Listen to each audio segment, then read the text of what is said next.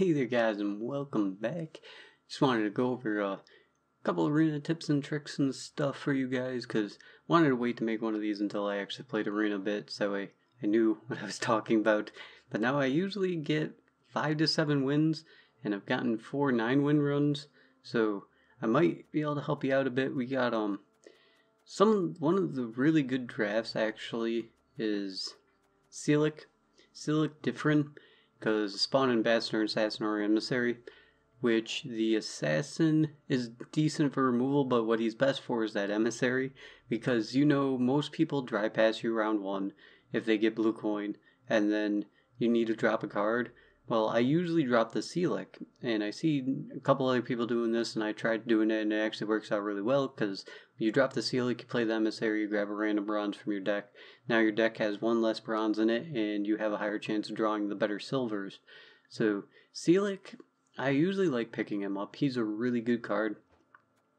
And then also another underrated one that I really like is Nurkrat, because I do see weather a decent amount. Like, people trying to run weather, even though mages and stuff are like some of the best drafts, they'll still try to run weather, like with Burnabron or Corinther, and using a mage to clear like 1 row of weather usually doesn't feel the greatest. So I really like these things. Like Nurkrat's one of them. He's actually my favorite because he spawns Moonlight, which you apply Full Moon Boon or apply a Blood Moon Hazard, which makes him really good, because if you're not facing a weather deck, then you can hold on to him to use him for Blood Moon, and that long round 3, you can use the Blood Moon to do 2 damage to everything on a row as a finisher, and he works out really well for that. And I also like that other gold card. Let me get to it. It's the Ale card. The Ale of Ancestors. I like picking this up now and then. I mean, if the other choices aren't like top tier golds, which if you guys want me to go into my tier list and everything of golds and stuff, I will, but this one's just going to be basic little things that might help you out. So Ale of Ancestors is decent. It's not the best at all, but it is decent because they play that frost on you, then you drop the Ale of Ancestors and you get a boon now. And then your opponent is going to want to play another weather to delete that boon, which they'll usually end up using their mages to just play a Torrential Rain or something. And if you have the Nurkrat after that to reapply the Blood Moon boon after, they're going to want to use another mage, if they even have one. And then after you burn them out of all their mages because they keep trying to delete your boons, then they have no mages left, so you're free to play your mages as weather cards and just gain value out of it, or finish clearing that 1 weather that they had left. So I really like the boons. The Nurkrat has actually been one of the best ones, though, for consistency, just because he has that secondary effect, because once you start hitting 8 and 9, and mostly 7, you don't see weather, really, or really spam heavy weather at least. I saw one guy at like 7 wins before who had 3 Burna Bronze and 2 Corinthers, so that's a different case though. But the Nurkrat has got me through a lot of that stuff, even when I haven't drafted a mage, just because he deletes the weather and gives you a thing that's helping you instead.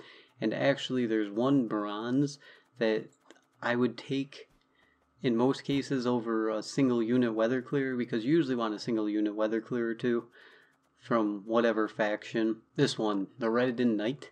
If this unit has no armor, boosted by 2 and give it 2 armor on turn end. This used to be the bane of fog decks, and it's the bane of fog decks again in Arena.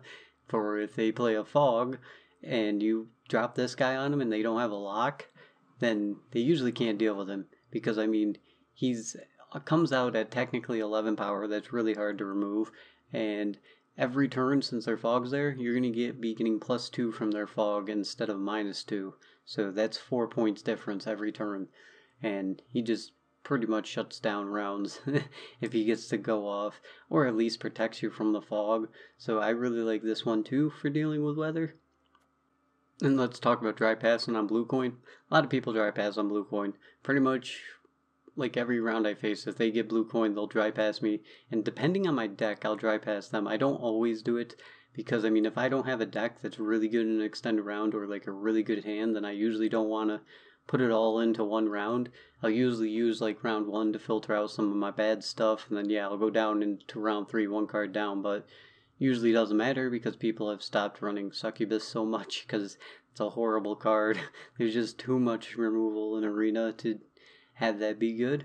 But, I mean, if you got a really good hand or a deck that's really good in extended rounds, like you drafted a Durin and a couple damaging things and stuff, then yeah, I'd just dry pass on blue coin. I mean, it helps out because you pretty much guarantee going into round 3 even cards, and that usually helps out a lot. I'll also dry pass them back. Like usually what happens is that you'll dry pass them round 1 if you get blue coin, and then they'll play a card and pass, and then round 2 they'll just dry pass you and you'll have to drop a card, and then you go into round 3 with however many cards you have, which is one of the reasons why Sealic is great, because he's just great to drop on a dry pass. Also, the only time that I really like dropping Stefan Scullin is on a dry pass, or like just to take the round, because then they can't Shillard him. But yeah, I use round 2 sometimes when they dry pass me with the blue coin to bleed them out until I have like exactly what I want in my hand. Even if they pass me again in tempo, it usually doesn't matter so much. Probably going to put this in the middle somewhere, but I forgot I did want to go over things like False Siri or Blue Boy Lugos. I don't draft. They're not worth it. I mean, if you get them off an Ornamental Sword or a Runestone or something, sure, along with things like Rot Tosser, who I thought might not be half bad, but just because of Ilk Forks, they're bad, they're horrible. Giving your opponent a unit that they can just burn sucks, and I mean, even with Gremist, which is why Gremist is not too bad of a mage to draft, actually, because if they were running anything like Rot Tosser, Dalblith on a Bomber, the Empress, or Blue Boy Lugos, you get to take their card that was going to get them a bunch of value and just turn it into a bear. So these things usually end up making me very unhappy when I played them, because I did draft a Blue Boy Lugos once and he never worked out for me. Anytime I played him, they Vilkforts him, because that's what you want to do and that's what you hold on to your Vilkfort for, unless you end up using on like a 1 power unit. So I just wouldn't go drafting those. Something like Giant Boar is actually... Giant Boar is not too bad if you have the right cards. Like if you start off with... he's a 6 power. There he is. Herald Houndsnout. I actually drafted him because I drafted Herald Houndsnout and another card that I'll go over in a second. But very few... I think once out of like 8 games he hit my Herald Houndsnout. The other times he hit one of the 2 skulls, and that worked out really well. Especially when he hit that one that does 1 damage to everything out in the opposite row. And then it hit the other skull and it gave me a bear. That was a pretty crazy tempo play. But also if you draft on the 10 power one, the Leader of Peasants, German Pickwit, spawn 2 cows on either side of this unit. This gives you you just have to hit a cow. I've never had him hit the Germain. I mean, it's a risk and reward, but it's still a really good play if you get to pull it off, because you play him, you get a 14 power play. It's alright. Then you drop your cow, your boar, and he's going to be a 17 power play, which is just as good as Goliath, who is actually not too bad of a card to draft. But if you use Goliath, you want to use him as a finisher, of course, because he's a monster, so Droll Professional instantly kills him, and damaging units really hurt him. So if you do draft Goliath, just play him as your last card and hope for the best. Or if you have final say, then there you go. Goliath's going to work out for you because he's great. But yeah, the Wild Boar, if you get a German Pinkwit or the other card, Herald Houndsnout is really good. And then, of course, what you want to draft, when you're drafting an arena, what you want to try to get is a couple weather clear units, deal with weather. Damaging units, if you see damaging units, you usually want to pick them up because they're really good in at removing all those engines your opponent could have drafted. Because when you get higher up in the drafts, you usually don't see as many engines, because people are drafting more damaging cards, because for sure the removal is better than the engine, because if you ever face a guy with removal and you have engines, then you're just going to be losing out on tempo all over the place. So yeah, definitely try to pick up some damaging cards, some lock cards. Locks are great, and weather clears. Those are like the 3 things that you want the most of, and then the rest high tempo plays and stuff. I do draft engines sometimes, like an Odorin or something, just to try to bait out removal, especially if I have something like an Immelrith. But in most cases, I'm just drafting damaging stuff and all the removal and anti-weather stuff I can draft. And that gets you through the game so easily. Champion of Hob is great just because he duels an enemy and he's 7 power, so you can remove a decent chunk of stuff with him that's kind of bigger, and he works out really well. So yeah, those are so let's just go over a couple of quick golds real quick that I've sort of really like and ones that aren't that great. I think my list, I'll have to go make a video about that list that I made a while ago and see how close I was on what I was thinking golds would be like in the pre-arena. But Carher, top drafts you want to grab for golds, Carher for sure. He's usually always great unless you get really screwed with your leader. The game loves giving me Ada as like the best leader choice all the time. I'm always playing as Ada, and she's not too bad of a leader actually, I've come to find out. Sometimes, yeah, she's pretty much only a 16-point play, but sometimes she can give you that Iris or that unit who transforms another cursed unit into him, or the guy who searches out a bronze alchemy card, which has been great when I've only had a Thunderbolt potion, when I had to drop a Thunderbolt potion, because they got that out of my deck for me, and I was pretty happy about that. So Carher is definitely pretty good. He opens up the ability to use your leader in like round 2 or 1 also, and if you draft a Carher, you usually don't want to do the whole dry pass on blue coin and then go into round 3, because then you're going to have a dead Carher unless they actually kill off your leader, which later rounds in drafts, they usually don't kill off your leader round 3 if you do that, because they know you could have a Carher, and that's no fun to deal with. Isengrim's great. The choices he has are amazing. I mean, he's really, really good. Just because he has a lock, a weather clear, like a thunderbolt, and some high tempo stuff that's really good.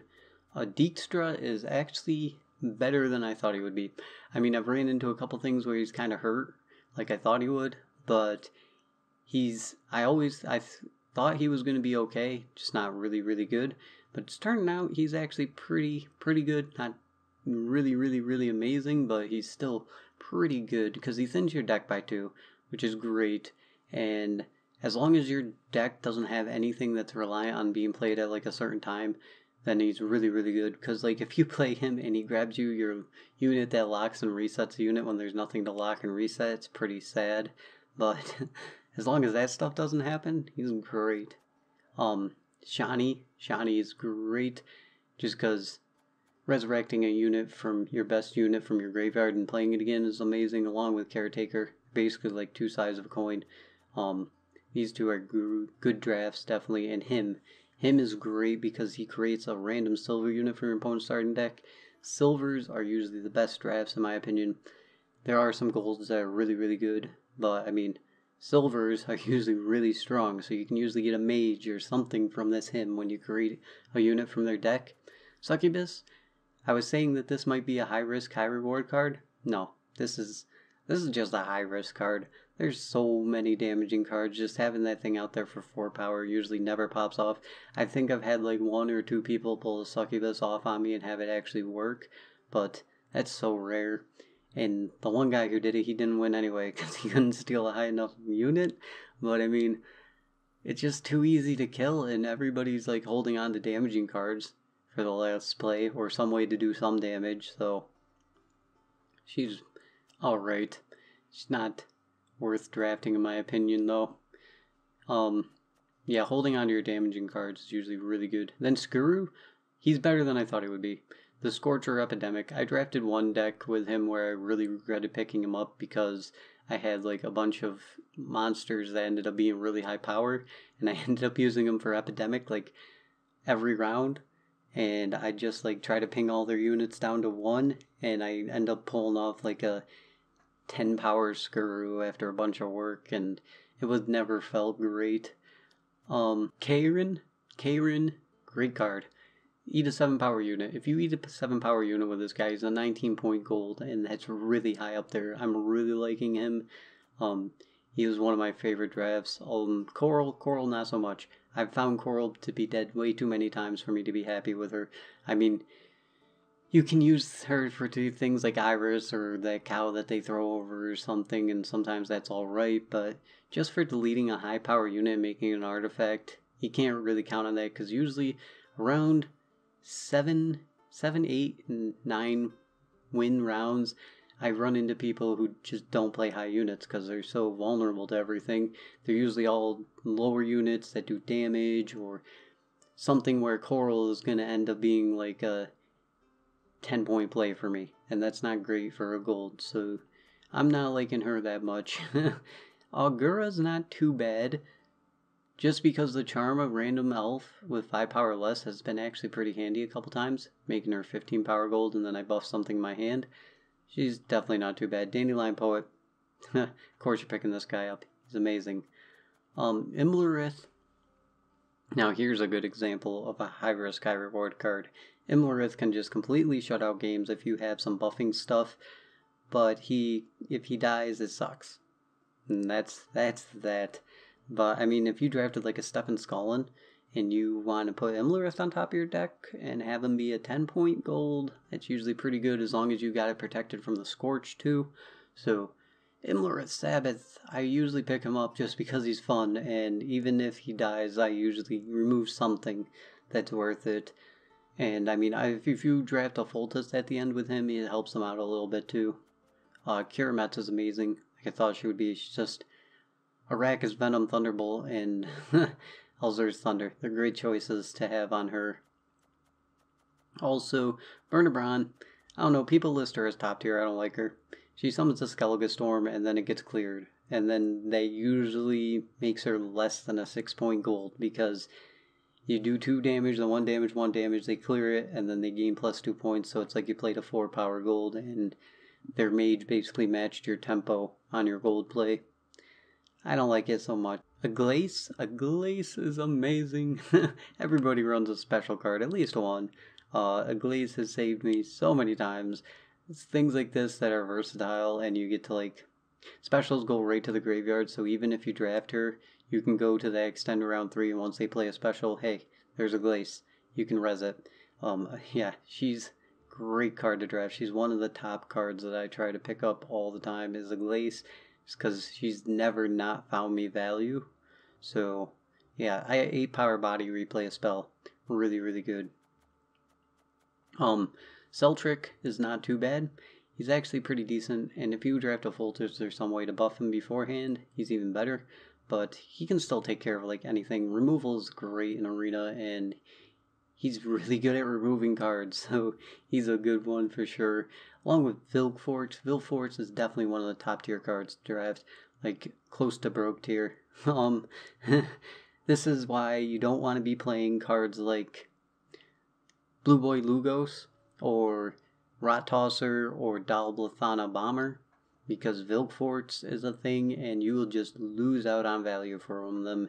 Always, if you do draft a Vilforts, don't pop him right away, just wait, because most people really like drafting Blue Boy Lugos to get that Spectral Whale on your side, and he just deletes the Spectral Whale and then gives you a card. Or they play the Empress, because a couple people, I usually see quite a few people running the Empress, and he just deletes her and you get a card, and you took care of a lot of stuff with that and got a huge tempo swing. So he's really good, along with Shillard. Really liking Shillard. If you play him after they play their Gales, you're either getting gold or silver for whatever they picked, and if you play him after they play Stefan Scullin, they get really angry. So, and besides that, I mean, you just look at the 2 cards, which one's better? Okay, I'll take that one. I haven't been unhappy with him yet, so he's been actually really, really good. Stefan Scullin, not too... He's pretty good if you can pull him off and they don't Shillard you, which is the thing with Shillard, because if they have Shillard after your Stefan Scullin, it really, really sucks.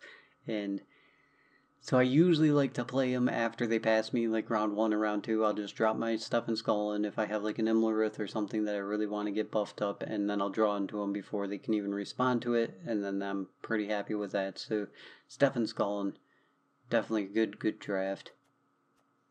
Oh, one more I forgot to go over because I actually don't own this card yet.